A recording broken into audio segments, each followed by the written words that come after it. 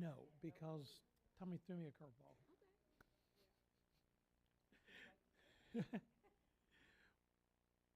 I had a great Thanksgiving, and you may all be like me, have to loosen your belt just a little bit to enjoy the day, but I hope you had a great one. Martha and Tom are at their grandson's Thomas at his baby dedication in Oak Ridge, so they were headed off. I knew something. I was kind of watching because I knew I was going to be teaching, but I don't know what I'm going to teach because, as Kim will point out, Tom does not have a real process by which he works through the scriptures. So as he was going through it, and he said he's going to finish up the lesson, and in my mind, I went, he's going to finish up the chapter, and I'm going, there is no way that he has gone through this verse by verse passage, going through Mark, and get to the resurrection and say, Jeff, will you teach this? So I knew that was not going to happen. So he stopped short. I think there's about 6 verses left in the chapter, and they had to do with the burial preparation. I went, well, okay, I'm not exactly sure how I'm going to make a lesson out of that, but at least that makes sense. There's some verses there. And he sent the text out. You saw that about the Bible. For Bible study, we're going to look at the burial preparation. And then he texted me, and then I confirmed it on Thanksgiving. I think everybody knows it, but Alice and Martha are sisters, so we get together. So he confirmed it on Thanksgiving that, yeah, he has a lesson tied to the burial preparation, and he wants to teach that. He said, so would you try just teaching something else? I said, well, what would you like me to teach? He goes, I don't care, just come up with something. It's a great place to leave me.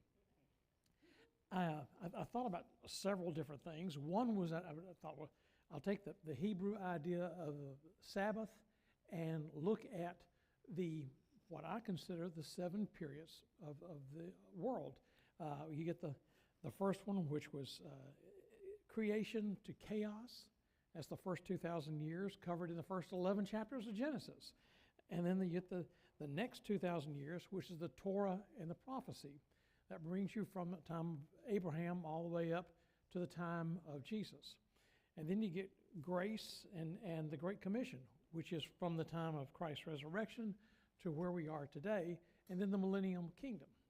So you got 2,000 years, 2,000 years, 2,000 years, and 1,000 years.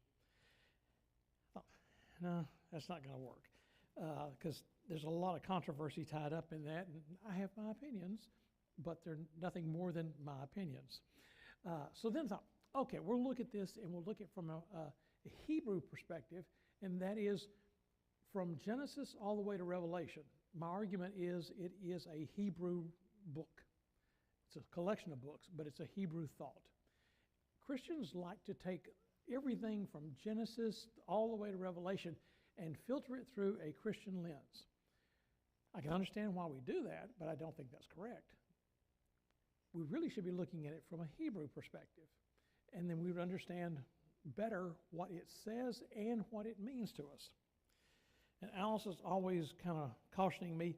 I have a tendency to geek out on Scripture, and it's like, teach what most people would be concerned about. Most people don't want to run down the rabbit holes like you do. And I said, okay, so I'm going to we're going to go to Philippians, and so you can turn over that right now if you want to the 4th chapter. That's the last chapter of Philippians. And I'm going to teach a Christian Christmas message. Now, you know that's what Paul was writing to the Philippians, was a Christian Christmas message. I already have laughter, so that's the perspective I'm going to take. And so hopefully I can get us through that. One of the things that we like to kind of think about at this time of year is being content. And I'll throw out a question to everybody here. What is contentment to you? I'm assuming everybody in this room would like to be content. So what does it mean? Being happy, happiness, okay. I was very content after Thanksgiving meal. And in my case, it was Thanksgiving meals.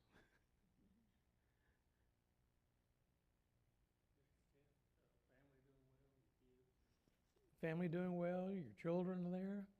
What else? Anything else? No health issues?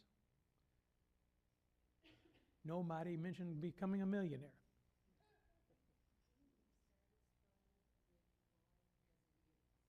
Being satisfied with the way life is. Now let me challenge you on that a little bit. That really is often the answer. But is contentment ever looked at as being negative? If you're just satisfied with where you are, is that a good thing or a bad thing?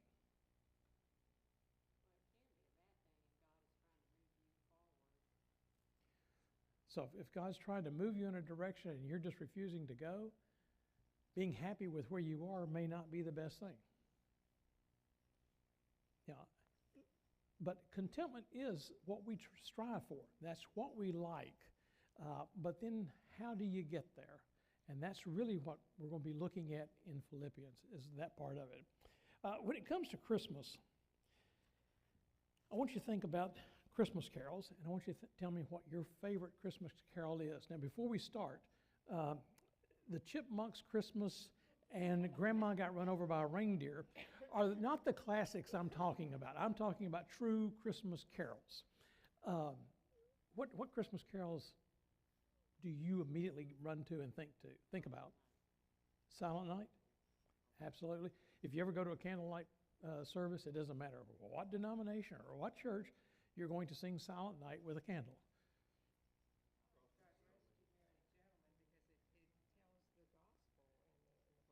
It does. Any others? Mary, did you know? We went to a church that young man sang that. He had a great tenor voice, and I don't care what Kenny Rogers did. He sang it much better, and it almost brought me to tears when I heard him sing that.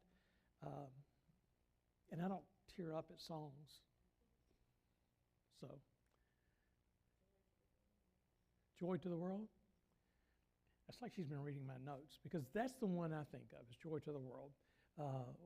One is, it tells the story, just like Silent Night, you get the gospel story, and it talks about joy. We think about Christmas being a time of joy, and that's what at our house, we have the Great American Family Channel, and we used to watch the Hallmark Channel, and it was all about Christmas stories and joyful, and some woman meets a prince. It's just, I can write for them. It's not that hard. But we get that feeling of wanting joy. And before we go any further, I'm going to stop right there. Jimmy, would you read the first, I think it's 2 verses that I had listed? Philippians 4, verses 4 and 5. Rejoice in the Lord always. Again, I will say rejoice. Let your forbearing spirit be known to all men. The Lord is near. Do what? What was the first word? Oh, rejoice. So you're supposed to rejoice in everything. How easy is it to rejoice in everything?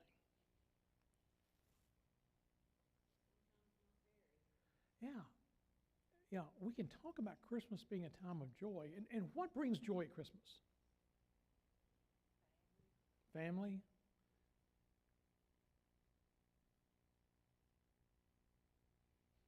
That's it. The message, the entire message about it. I personally don't believe that Christ was born in December. But we do celebrate that. It didn't tell us in the scriptures to celebrate it, but man, does it not make sense. The greatest gift that God could give us was the birth of himself as a child in a manger. I mean, it rattles your brain. And so, yes, it seems perfectly good to celebrate that, and I enjoy doing it. I enjoy Christmas, although I have to admit, I enjoy Thanksgiving more, and I'll come back to that a little bit later. But we have a reason for joy, and that is Christ coming to us. So we've got family, we've got the message of Christ being born. What other things give you joy? Giving. Nobody said getting. I think that's interesting. Although, let me take you back when you were a child. How well did you go to sleep on Christmas Eve? Did anybody just go right down at 8 o'clock and go sound asleep? I did not. You had to watch TV.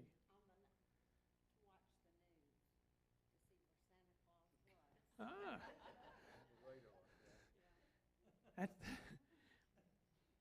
I'm older. We did have TV. It was in black and white, and Bob Lobertini watched a little black screen with the thing, and anyway, but we didn't have Santa Claus on it. For me, it was difficult.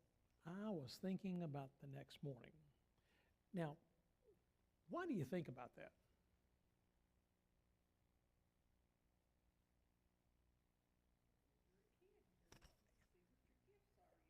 Absolutely. These are things, and did you deserve the gift? Oh, you're saying no. Now, what did you have to do all year long? 'Cause somebody was keeping a list. You had to be good. Somehow you thought you earned this. I'm glad he only kept a list that last week, because that was the only week I was good. But you're getting all excited about it. But the next morning, you slept in because that's the way you like to do things, right?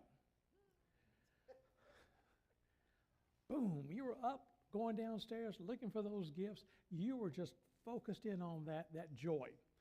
And so you got the giving of gifts that really doesn't happen until you get a little older and you start realizing the joy of actually giving.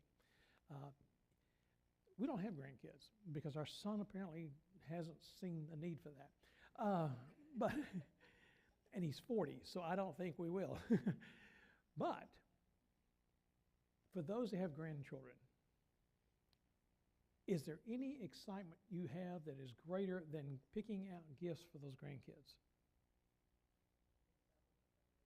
Yeah, so much fun. You get to have more fun shopping for them than you did going and trying to pick out what you wanted on your list. Giving is a natural thing that makes us have joy. Is everybody joyful at Christmas? They're not. Did they not read the book? Did they not see the movies? What causes people not to have joy?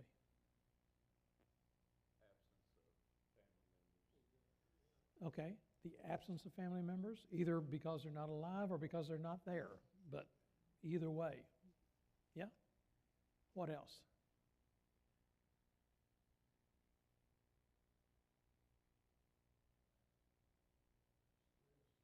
Stress.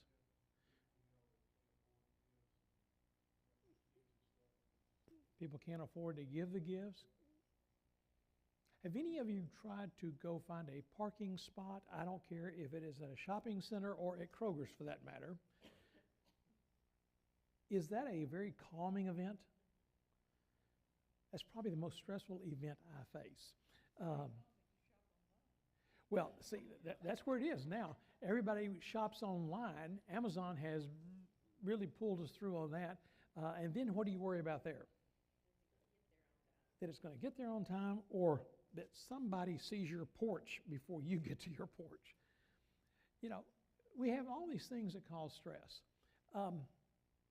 This should be a very uplifting time, and for me, it is. I'm just going to tell you, I get a little giddy about this, starting with Thanksgiving. But not everybody feels that way. Many people are depressed, and depression is worse around the holidays. Now, I'm telling you that because I've read it and heard it. I'm not going to tell you it's because I've experienced it, because I can't get my head wrapped around it. My wife and my son can't stand that about me, but that's beside the point. It is a very stressful time for people because of expectations. What causes stress? And I don't mean events. What is the root cause of stress? You got real close to it when you told me. You got real close to it when you said it a few minutes ago. Well, the lack. It is, you have a fear of the loss of something. Either the lack of being able to buy things, the lack of protection, the lack of excitement and joy, the lack of not meeting expectations. Often those expectations are in your head. And it's because you've watched American Family Channel and you think that prince is going to walk through the door, and you're either stressed because he doesn't or because your husband is already there and he wouldn't care for that either. Yeah, you get this issue of worrying about what's going to come through there. And so you build up this stress. But Paul was addressing joy from a totally different perspective. He said to find joy in everything. Again, I say rejoice. The second verse ends with somebody being near. Who is that?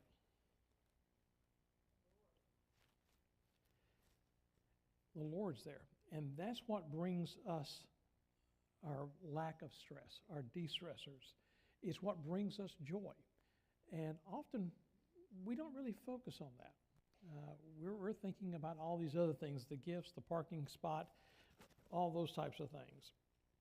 So it's not always normal to have joy, even though it should be there. Joy had gone out of the window for the Philippian church.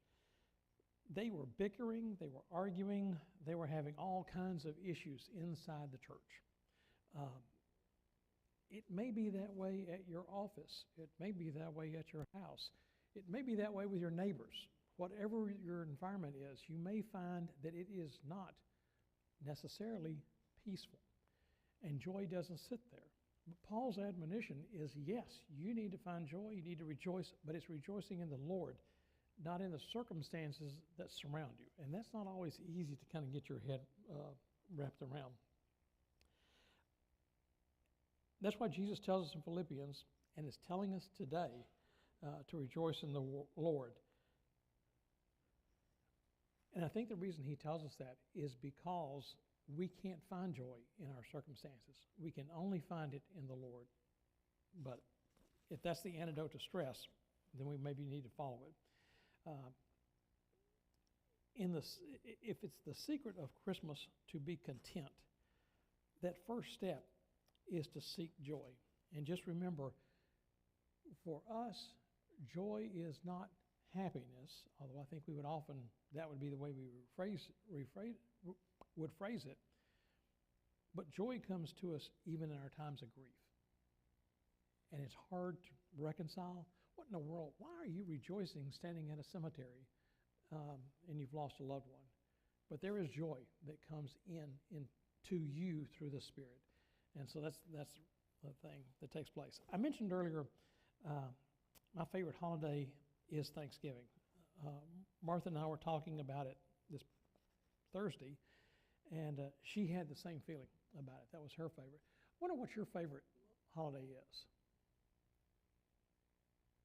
You could tell me Groundhog Day. I'd be okay with that.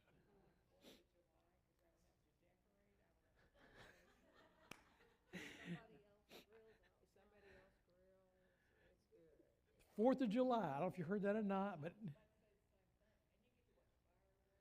oh yeah, you get explosions. I mean, how can it get better?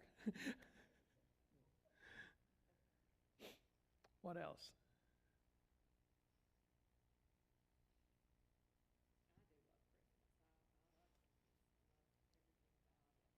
You like to decorate? Oh, I was going to say, because you could go.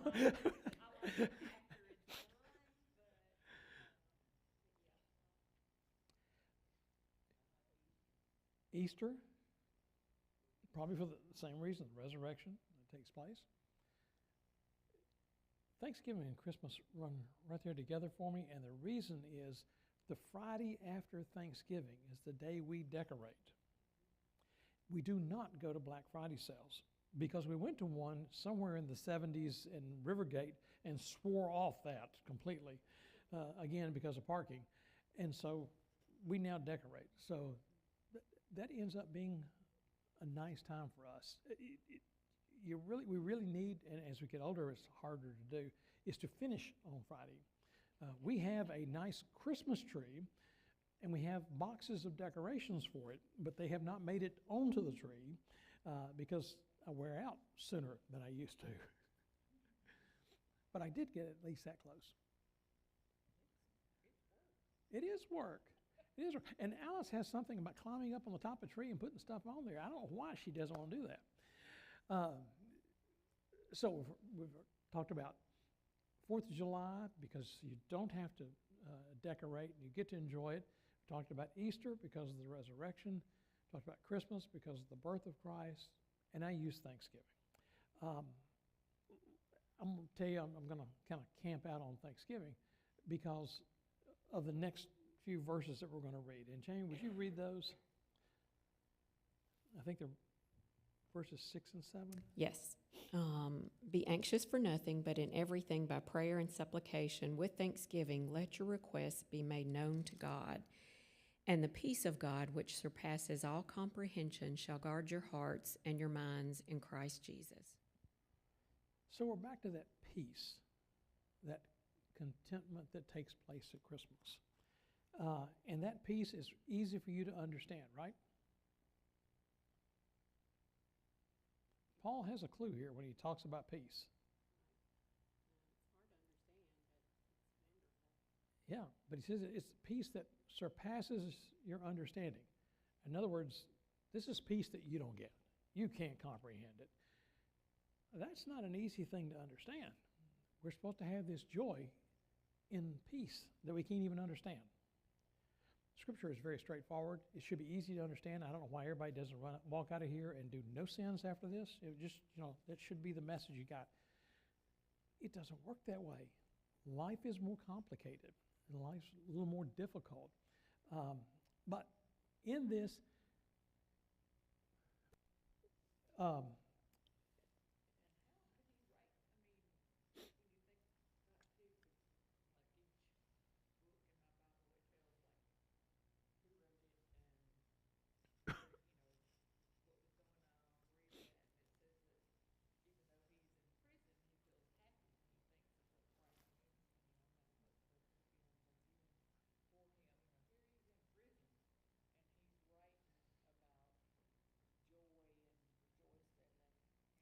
that's because he's not driving to the shopping center to park. No, you're right. His circumstances are not something that would be joyful, and yet he is there talking about it. And in fact, he starts off to be what?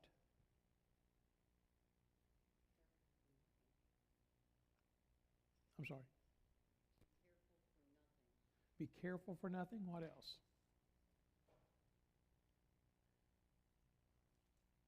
Am I using the right verse?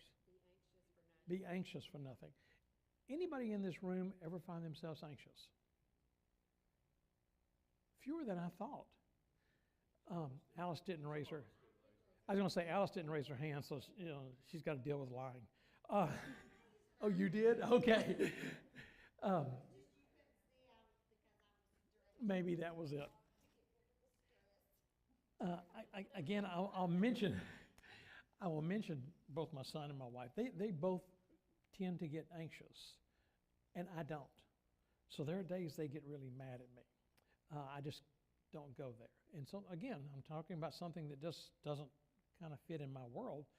But to say be anxious for nothing, that may be stretching it, and I may be lying a little bit. There may be times that I am concerned and planning and working towards accomplishing something so it, because my sin is I like to be in control, and that's a sin. It's a good trait, but it can also go too far and become a sin. And so that may be the way I deal with anxiousness, but I don't get all tensed up about it or whatever. But to be anxious for nothing. If somebody came through that door, pointed a gun at me and said, you're going to die, I would think that I would have some level of anxiousness. um, it should happen, or I need counseling. But, their anxiety is there.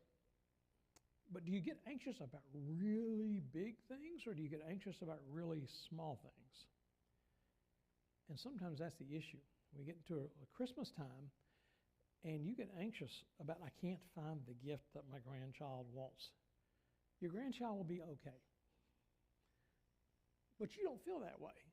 And so you get this anxiety about trying to take care of them. You're getting, I'll pick on Alice again.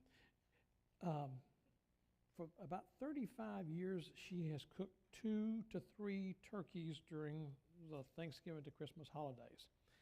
And there has always been this anxiety that it was not going to be done.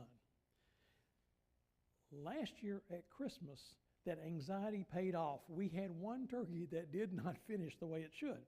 And so we didn't have it. We had the country ham instead. But in all those other years, which I think we're talking about somewhere 40 to 50 turkeys, have come out perfect. Yeah, so we're fine. Maybe it's more than that, maybe more turkeys than that. But still, be anxious for nothing. And so that's just a difficult thing to do. And being calm in the middle of that, finding the peace of God, is not really possible. That anxiety sits there. Paul kind of points to the fact that the straightest distance between 2 lines is a straight line. I think I may have answered my own question there when I was doing it. But anyway, that's and that line is straight to Christ in our thoughts. I can't ask this next question if I don't lay the groundwork for it. Today there are a lot of meditation apps and gratitude journals. Anybody know what I'm talking about, or am I just out there all by myself? We got one. Okay, so what's the purpose of a gratitude journal?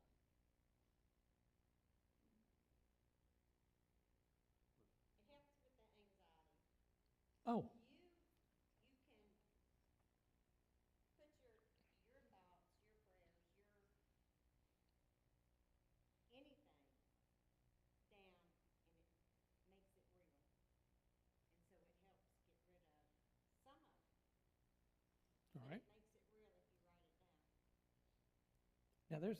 Now I got to be careful when I answer that, because I'm going to be careful that New Age stuff doesn't filter in. There's this belief about manifesting things, that if you think about it and believe it, it'll happen. I don't buy into that concept. But your goals and your thoughts definitely become more achievable if you write it down. And I think that's why a lot of youth may be stressed, is that they don't write anything down. And by the way, if you're using your thumbs, you're young. If you're doing this, you're old. That's what I do. and then I still can't find what I'm looking for. Yeah. Yeah, I'm not going to pick on generations.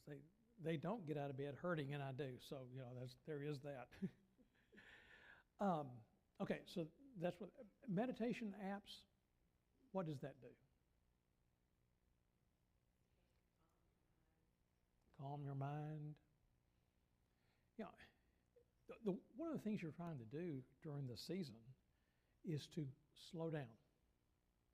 And yet, if you look at everything about Christmas, what does it tell you to do? Hurry up. You look at your calendar to see if you can do a party, or you can do this, can you go there? We shouldn't have all that stress on ourselves. We should be able to slow down, but we don't do it. We just charge ahead. And so it adds that stress. And it definitely takes our minds away from Thanksgiving. There's also the thing that when we're talking about our mind, Paul was writing in a time that things had changed. When David writes about thoughts, What part of the body does he reference? The heart. In the Old Testament, everything is about the heart. But the Greeks have come along and they have created or revealed or developed this whole concept of the thought, of the mind. And so Paul is coming about in a time that is heavily influenced by a change in thinking away from the heart and then to the mind, trying to be logical in what we do. So if thought is from the heart, and I guess maybe more emotional, deep-seated, or it's logical and process-driven, what do you think our culture leans towards?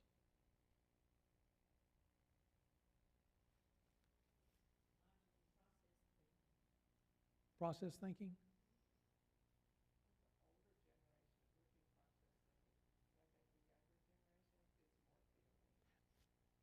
And I think that's one of the reasons why we have these, and Nancy was saying, the younger generation is more about emotion and feelings, where the older generation is more about process and logic.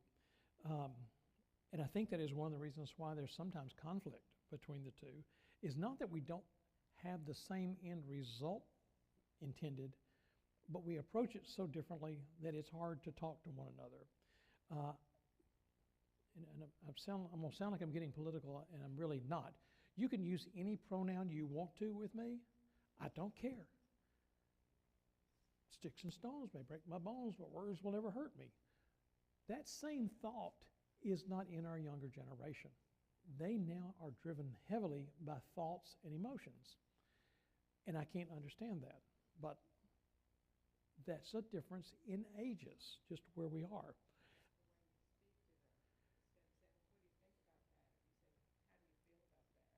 Okay, what do you think about that would be the way we refer to it. They would say, how do you feel about that?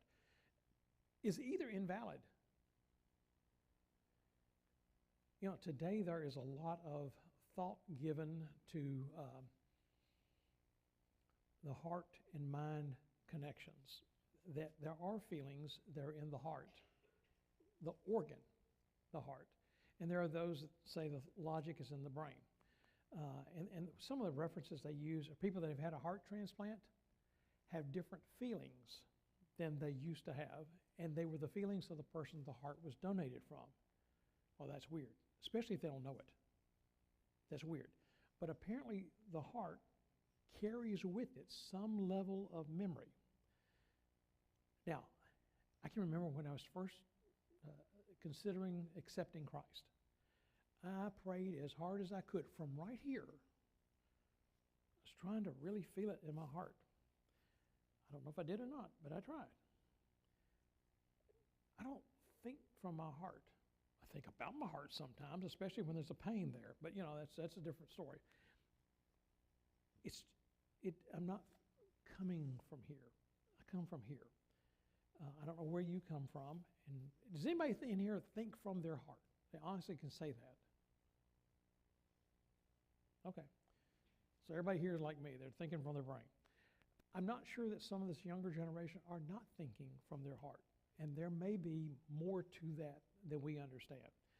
But Paul is definitely taking the Greek concept of logical thinking and going down the road. And that's why he talks about the renewing of your mind. Why he talks about having the mind of Christ. He's getting to the mental side, and the Greek had influenced it heavily.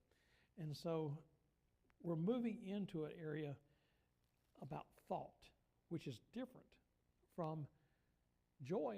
We said it was emotional, and it kind of comes from the heart. And we talked about thanksgiving, and that kind of flows out of the heart, out of the emotions. But now he's talking about thought. And so, Jamie, will you read verses 8 and 9? Finally, brethren, whatever is true, whatever is honorable, whatever is right, whatever is pure, whatever is lovely, whatever is of good repute, if there is any excellence, if there is anything worthy of praise, let your mind dwell on these things. The things you have learned and received and heard and seen in me, practice these things, and the God of peace shall be with you. Okay, so for seeking contentment during Christmas, and we want it to be joy, and we want to have Thanksgiving, chances are, given all that's going on around you, you have to do some purposeful thought about that. Again, how easy is it to get caught up in the rat race of Christmas and not think? Not enough people agreed with that. It is a difficult process to get over here and just think. How many people spend most of their time just wrapped up in the thoughts going through their head? I got one. See, how many times do you react to what's going on around you?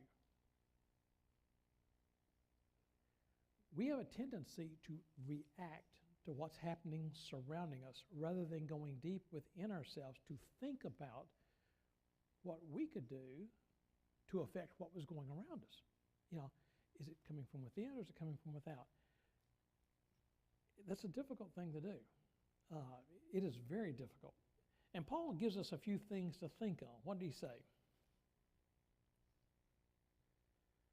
Now, coming out of a political time, right off the bat, I can sit there and said, think about what is true. Now, I know that I thought about true things. I don't know what these other people think about. I was thinking about true things. Now, what's true to me may not necessarily be true to you. And so we could have a difference in our thought about what is true. Well, right off the bat, Paul's telling us to think about true. Now, what's the next thing he tells us to think about? What's honorable? What's noble? Okay, I don't always think about that. I just thought about my truth. I didn't think about what was noble, what was honorable. I should have slowed down. What's the next thing you need to think about? Whatever is what? Just. What is right? No, I did think about that. I thought about what was just and what was right and what was true from my perspective. It wasn't necessarily honorable, but it was what I was thinking about. What's the next one? Pure. How do they mean pure? What are they talking about, pure? What's the next word? Lovely. Okay, not one thought I have had, I'll just use the election period. I was right, you know, but it wasn't honorable. It was my truth, but it wasn't necessarily pure. It was filtered, and it definitely wasn't lovely. That wasn't what was going through my head, and yet that's where we're supposed to think. And if we think about that, it begins to change our perspective. What's the next 3 words? Or 3 phrases? Commendable or admirable?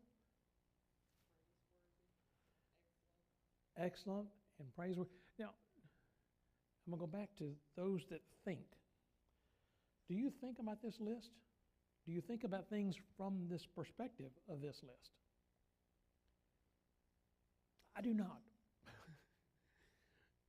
And even when I say true and right, it's my truth and my right. It's not the range that's out there. Because I have my own filters that I'm seeing things.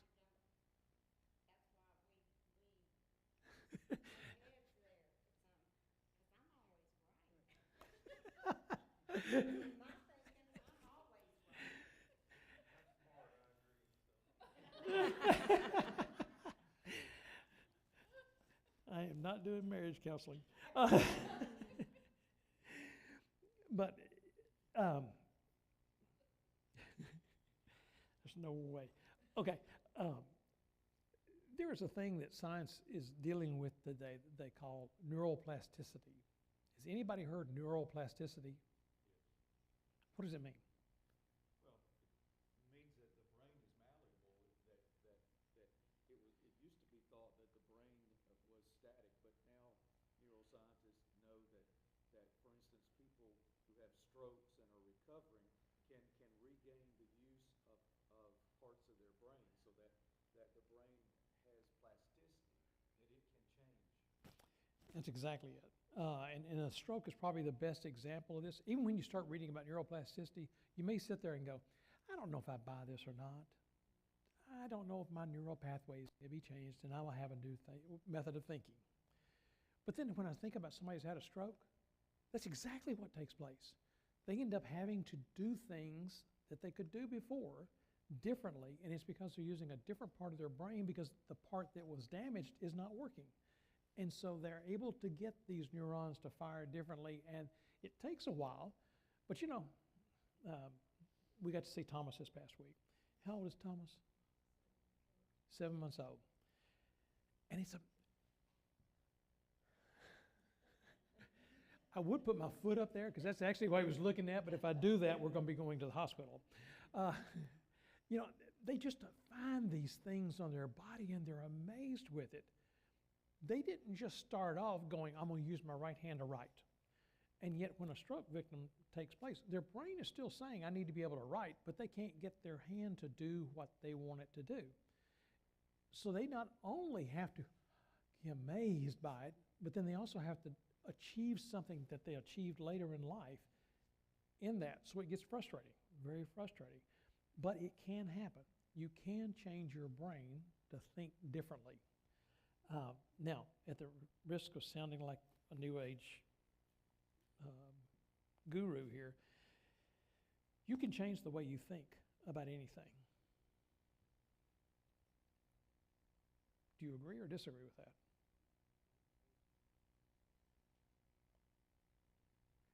And so that becomes a problem because we're like that adult that's had a stroke that wants to accomplish something.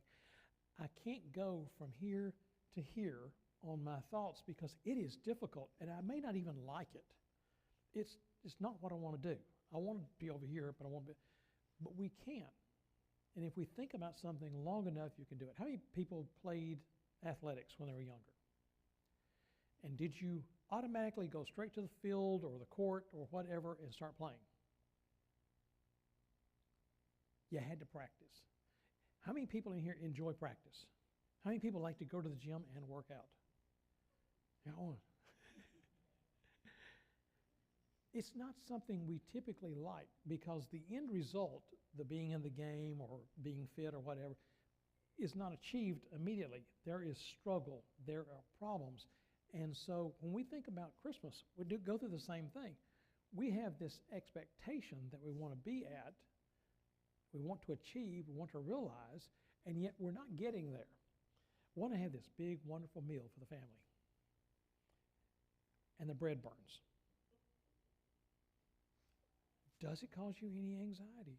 Does it cause you to have a lack of Thanksgiving? Is your joy diminished? And it has nothing, it's just bread. No big deal. But we press these things on ourselves and expect them, and so we struggle with it. Nancy's laughing. She must have burnt bread Thanksgiving. I did so many times. The Ken would jokingly refer me as Betty Crocker. Go, well, Betty, you did it again. So Betty Crocker did it again. At our house, we have a good laugh about the fact that our family get together. Alice will have bread in the oven with the intent of running to get it, and Martha and Tommy's oldest daughter, Catherine, her husband, Trey, comes to the house, and I think the very first time he was there, and he jumps up and goes to get the bread before it burns. We're very thankful for Trey. So Trey is our bread. He's definitely the one that does that. So our thoughts can be changed. And at Christmas, we can begin to change our thoughts. What should we be thinking about at Christmas? We should be thinking of the gift of Christ. There is absolutely no other thing. But what things do you think about? You know, we're all chasing 1,000 different rabbits. And so when we do that, we get our joy diminished. We get our Thanksgiving lost because we're chasing these other things around. We should be looking to Christ. And our thoughts should be on Him. It's just not something that comes naturally to us. but it's something that we can do, and we can change those patterns. What happens, let's look at the reverse of this verse. What happens when you think about patterns that are rooted in untruths? Not truths, but untruths.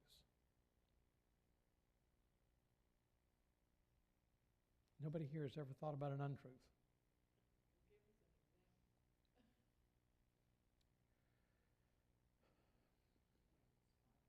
Yeah, Alice will laugh at this, and some of you think I'm one of these conspiracy theorists. I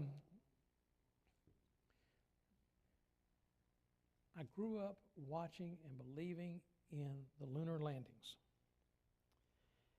But I hit things that caused me to question how real that really was. We went to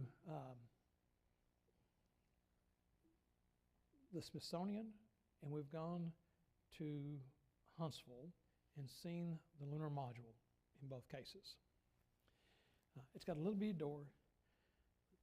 They back out of it and go down the ladder. There's hardly any room inside that little thing of aluminum boxes, and it looks like aluminum foil put around the outside of it. But I distinctly remember seeing them drive a cart around on the moon. Little car. Wasn't that little? I don't think they could get the wheels through that door. Where do they have this car? And yet they drove it all over the moon. Is it a truth or an untruth? Nobody has sat there and ever told me, oh, they got outside and put it together. If they told me that, I guess I went, well, maybe the tire was just big enough to go through the door. I don't know. I don't know where they put it inside. That's an exaggeration. But I just want to give you an idea of something that might be untrue. They tell you right now that you can be male or female. It's your choice. I'm sorry. I don't think that's a truth. Now, that's my opinion, but that's where I sit. So, truth and untruth. When you think about untruths, you become a conspiracy theorist like me, questioning the lunar landings, or someone that begins to question who they are at the personal level. So that's an untruth. What about when you think about things that just with negative thoughts?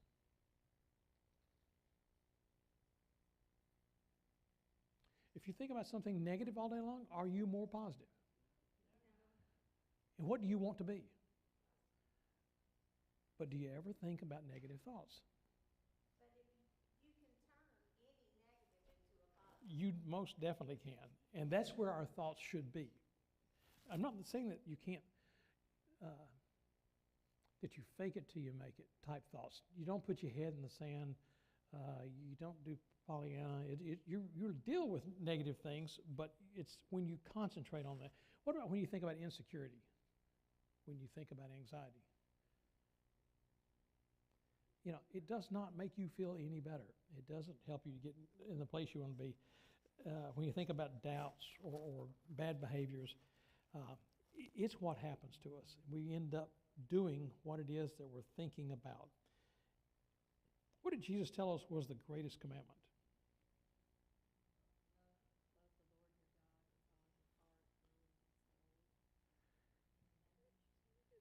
And then that's the second one, love your neighbors as yourself. In both cases, Jesus is talking about your thoughts. One is are your thoughts in your heart and your commitment and your love. And that's with God.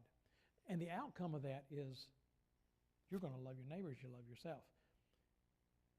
If you're really depressed, what do they tell you to do? Do something for somebody else. And all of a sudden, your attitude changes. And so I think that's why, as adults, we begin to move away from that giddy feeling about gifts coming that next morning and start thinking about giving to other people. Our mind shifts. And so we have a thought change that takes place. And that's where we need to be. Well, all this can kind of sound, you know, you need to have joy. You need to have thanksgiving. You need to have your thoughts on God. How well can you do that? In your own power, can you get there? So at the end of all this, there has to be a source for this change to take place. And so let's look at the next, I think are there 3 verses or 4? Philippians 4:10-13. Yes. But I rejoiced in the Lord greatly that now at last you have revived your concern for me. Indeed, you were concerned before, but you lacked opportunity. Not that I speak from want, for I have learned to be content in whatever circumstances I am. I know how to get along with humble means, and I also know how to live in prosperity. In any and every circumstance, I have learned the secret of being filled and going hungry, both of having abundance and suffering need. I can do all things through him who strengthens me. And I think that's what you said earlier, and that is that we just need to be content in our current situation.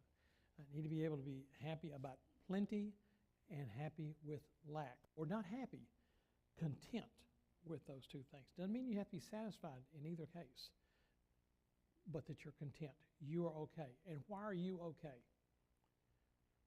Where does your joy come from? Who are you thankful for? What are your thoughts resting in? And so when you're there, all of a sudden, you're content. And the source of that contentment is God.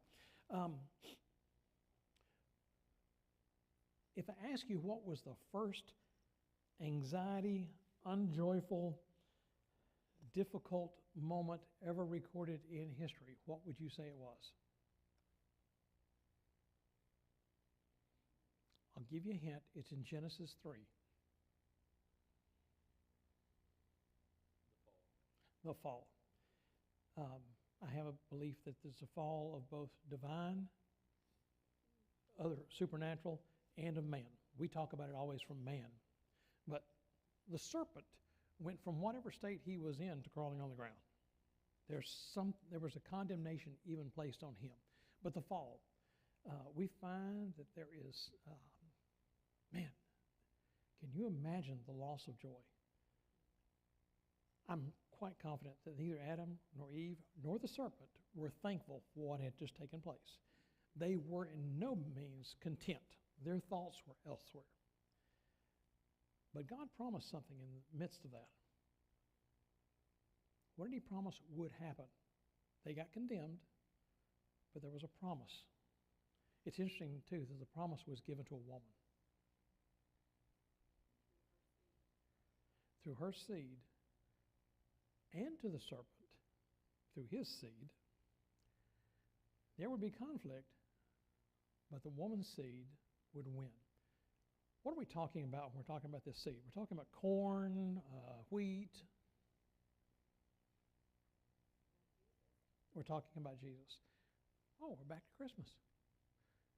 At that very early moment when there was this taking place, God promises a solution to a very difficult issue. There is condemnation brought down. There's a lack of joy, lack of thankfulness, lack of contentment. Their thoughts are completely on judgment. And yet God says, oh no, I'm going to win, and I will win through Christ. Jesus will come and reconcile everything. And so there is this promise in the midst of all that. Not easy for us to move away from. We're going to go back to Genesis, I think, in a couple of weeks or months. I don't know. But, we just have one more chapter. We're going to go back to Genesis. But Genesis started out with that whole plan. Now, you think about it. For recorded history, I'm not talking about time of existence, but for recorded history, we're going back over 4,000 years ago when Jesus is promised to Adam and Eve because of sin. 2,000 years after that, Jesus comes and does exactly what God promised. Now we're 2,000 years later. Over 4,000 years has passed. And we've had this commitment, the celebration of Christmas and Easter, the celebration of Christmas promised to us all along. And so in the middle of this, we get one of the best blessings we could ever get, and that is a prophecy by God to us that things will come about as he had intended. And so it brings us to a time of looking at the holidays and stopping all the gift giving and the decorating. Nancy left before I said don't have to decorate. We get past that and start thinking about the reason, and that is Jesus. Then all of a sudden our joy does come forward. Our thankfulness is there. Our thoughts are on Him, and we find contentment. And so if I can do anything to wish for you right now, it would be have a Merry Christmas. But that's because your thoughts have rested on Jesus and not on all the other things around. I hope the lesson helped some. If it didn't, blame Tommy. But that would be the message of the season that I would give. Any thoughts or comments before we go? All right. I didn't look at the events. Is there anything planned for today? I know next week there's a Christmas party, right? And Jill's not here to tell us about it. So she had some other engagement. I don't know what it was.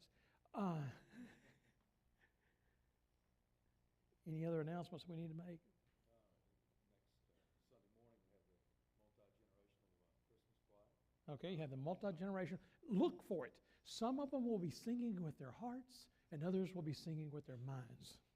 You got both groups represented, I'm assuming. Oh, yeah. Absolutely. All right. Anything else?